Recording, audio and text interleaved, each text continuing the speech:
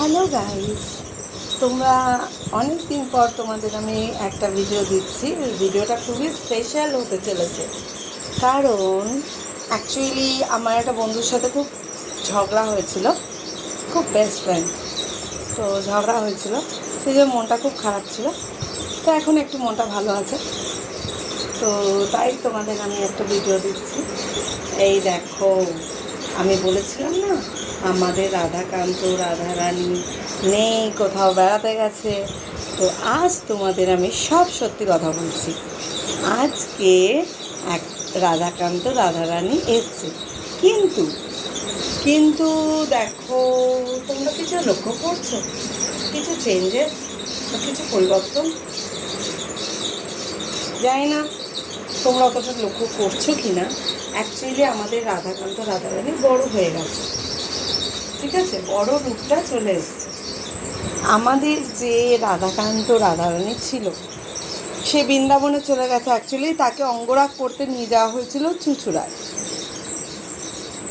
তো একটা বড় ঘটনা ঘটেছে, যার ফলে ওই রাধাকান্ত চলে গেছে বৃন্দাবনে, এই রাধাকান্ত রাধারানী এসছে। তাদের অঙ্গরাগ হয়েছে এবং ওনাদের কালকে অভিষেক, ঠিক আছে, পুজো হবে বিশাল বড় করে, মানে বড় করে পুজোটা হবে, কিন্তু সেরকম আয়োজন হবে না, মোটামুটি হবে।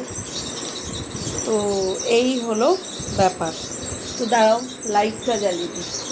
লাইট জ্বালালে তোমরা নিশ্চয়ই ভালো করে দেখতে পাবে। দেখো, দেখছো কেমন লাগছে এই নতুন রাধাকান্ত রাধারানীকে দেখে? অবশ্যই কমেন্টে জানাবে।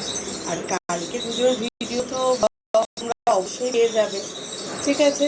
দেখো, মন্দির ফাঁকা ছিল, সিংহাসন ফাঁকা ছিল, এখন সিংহাসনে নতুন মানুষের আগমন হচ্ছে। ওকে, টাটা, বাই। আর আমার কোনটা, যার সাথে আমার ঝগড়া হয়েছে, তোমরা তো জানো না কে, তো